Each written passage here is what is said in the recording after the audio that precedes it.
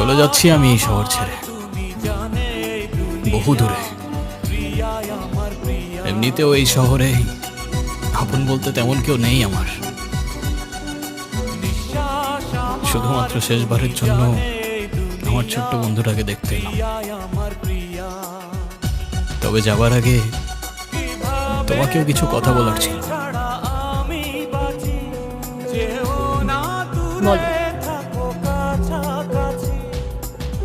বাবা মা থাকতেও তাদের ভালোবাসাটা কখনো পাইনি আমি। ছোটবেলা থেকে একা একা থাকতে শিখে গেছি। আমার মতো যারা আছে না, তারা নিজের কষ্টটা কখনো বলে বুঝাইতে পারে না, বা বলতে পারো বলার মানুষটাই থাকে না। তবে আমি যখন আয়রার দিকে তাকাই